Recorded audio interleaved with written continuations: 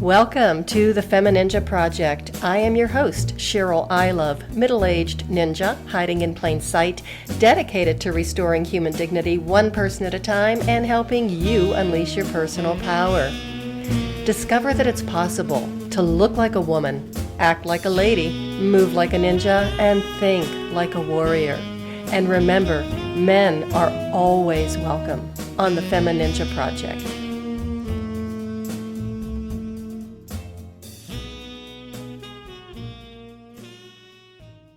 Hello and welcome to another episode of the FemiNinja Project, and thank you so much for tuning in. I really appreciate it.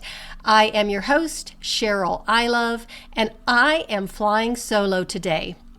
I wanted to spend a little bit of time just talking about my experience in podcasting and how I got to this point where I am now recording and celebrating episode number 150. I just can't believe it because it took an awful lot of patience, perseverance, and a lot of, honestly, making some incredible mistakes. I fell into podcasting just a few years ago. I entered a contest for podcasting. It was a woman who was local in Denver, and she was starting a platform where she was going to have nothing but female podcasters on the platform to talk about whatever it was that they wanted to talk about. And I thought about, I really like this woman. I had been following her on social media, listening to her radio show, and I thought, number one, I do not know what a podcast is. Number two, I do not know why I would ever want one. Number three, other people have been telling me that I should look into it because they thought I would be good at it. And number four, I figured, hey, if I entered this contest, maybe I could learn a little bit about podcasting. And so if I decided in the future, way down the road, if I ever wanted to do it, I would have a clue of what it was all about. Plus, I really wanted to meet this woman, and I thought that by entering this contest, I might be able to meet her someday. Well, I entered the contest, and honestly, it was probably the most stressful and anxiety-provoking 6 weeks of my entire life, which is saying a lot, because a lot of my life has been full of anxiety and trials and tribulations. I did manage to get through it. It was a nightmare, and even though we were told that we'd be getting a lot of help and coaching from someone who had been in the industry for over 20 years, teaching us how to do the podcasting, that didn't exactly happen that way. So a lot of everything I learned, I was just teaching myself. I was on Google a lot. I was on YouTube a lot, trying to figure out what the heck a podcast is and how to manage some of the technical issues and a lot of the other things. Well, at the end of the contest, of course, I did not win. I did not expect to win. However, I was invited to join the platform anyway. I think that all of the women who managed to get through the contest were all invited to join the platform, and I think that actually the contest was a test of character to see if we would really stick with the project. So I did join this platform, and after several months, I decided that it just wasn't working out for me. I kind of did like the idea of doing a podcast, but I don't know. The platform wasn't resonating with me, and I thought that I would just go out on my own and figure it out, which is not always the best way of doing things. So I did go out on my own, and honestly, my biggest fear in starting a podcast was I didn't want to look foolish. I didn't want to sound silly, and I didn't really want to make any mistakes. Well, that ship has already sailed, and I learned how to embrace my mistakes, how to laugh at them, how to work through them, and how to just put my head down and keep on going. So I got the idea of doing this episode 150 by celebrating some of the bloopers and the major silly things that I've done along the way. And the list is very long, but I'm going to just highlight some of the few. And when I got this idea, I was doing probably, my fifth or sixth interview. I can't really remember which episode it was. And in the middle of the episode, I was doing all of my recordings live at the time because, of course, this was pre-COVID. So I was down here in my girl cave in my basement with a really good friend of mine. It was the second time I had her on the show. And I don't know exactly what happened, but I just made a major faux pas. I screwed up so badly that the two of us bust out laughing, and we laughed so hard that I actually snorted. So we had about 60 seconds of the recording when it was nothing but, raucous laughter and trying to catch our breaths and trying to maintain our composure so we could continue on. I called her the next day and I said, oh my gosh, it broke my heart to cut out that part of the recording because it was just hilarious. And that's when she said, well, why don't you just make a podcast of all of your bloopers?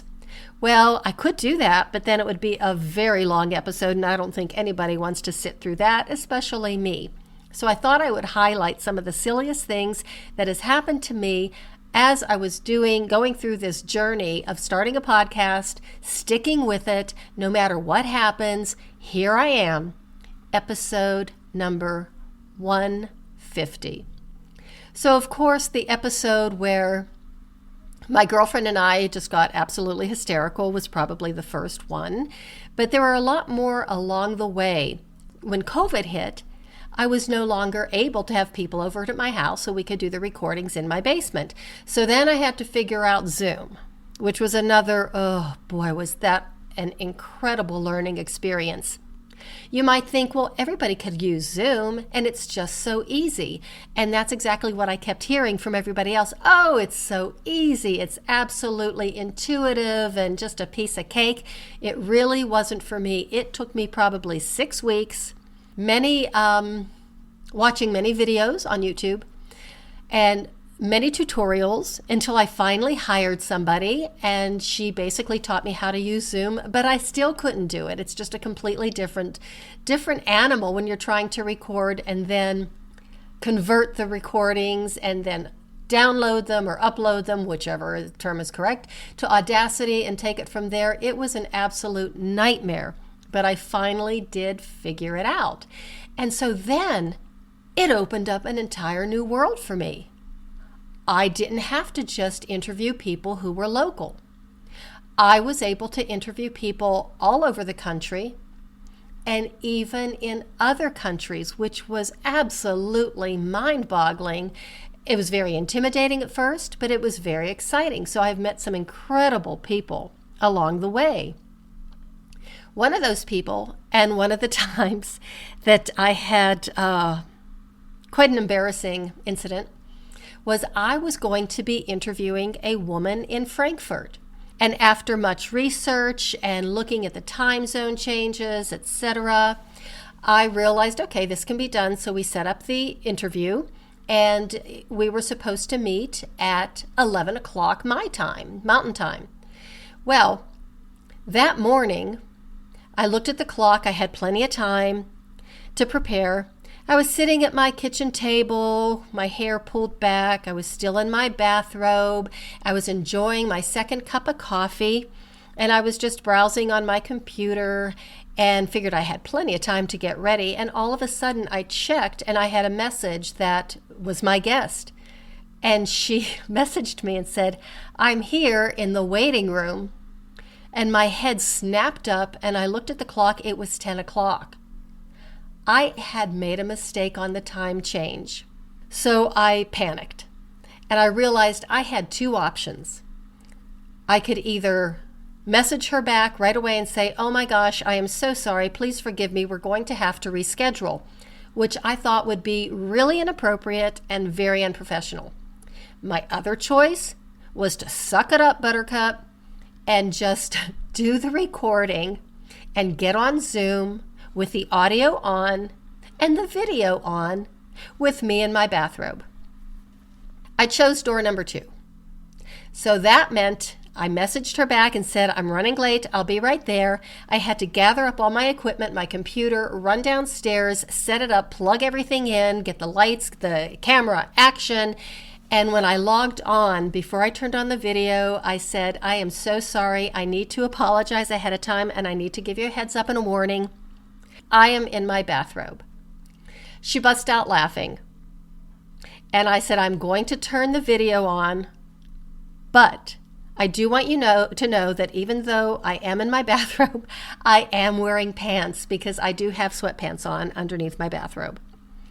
Well, it was a very humbling experience.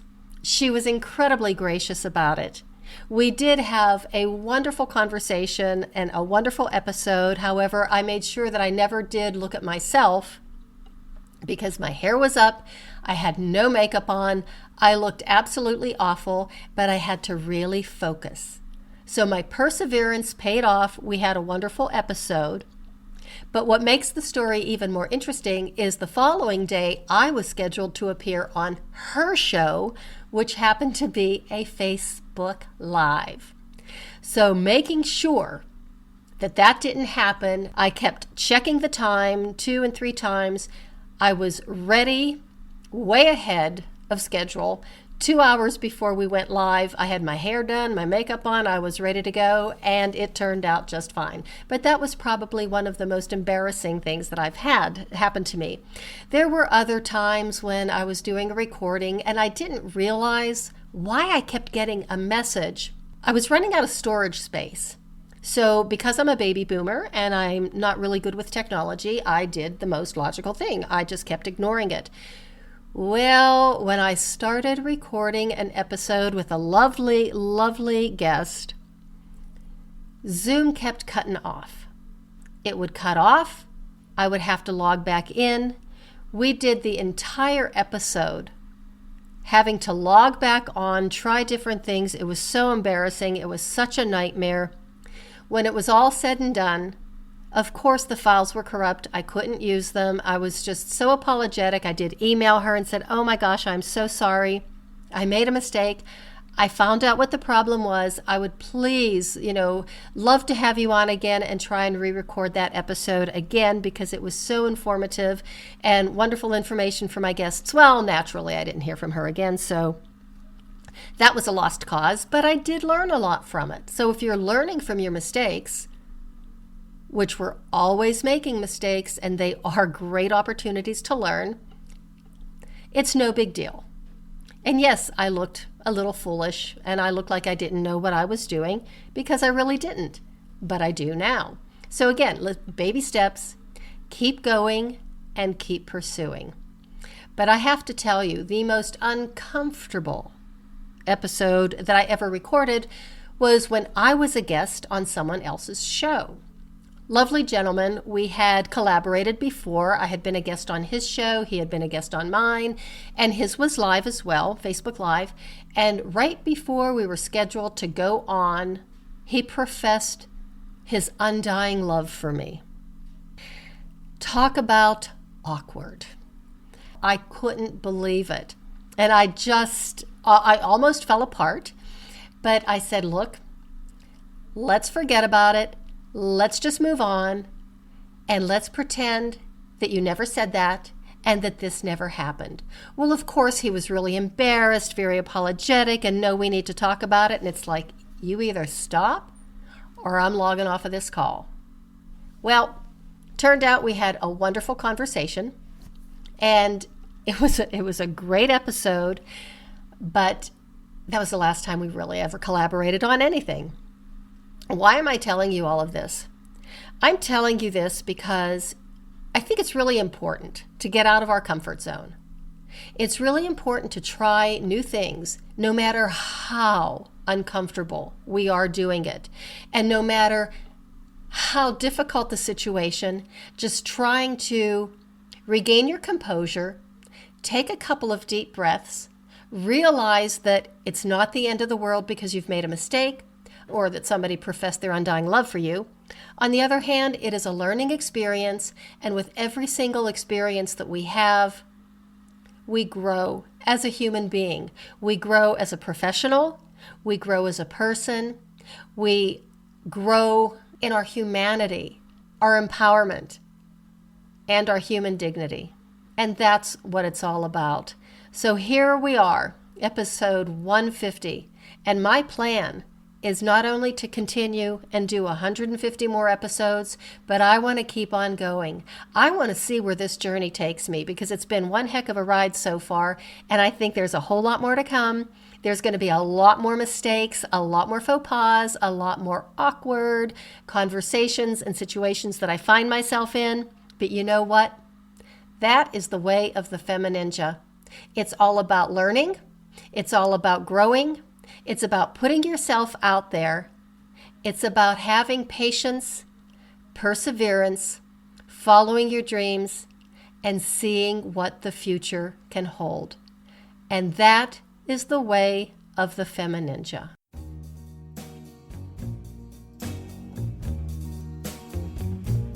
And that's a wrap on another episode of the FemiNinja Project. Thank you so much for listening, and remember, be safe, be strong, and until next time, bye now.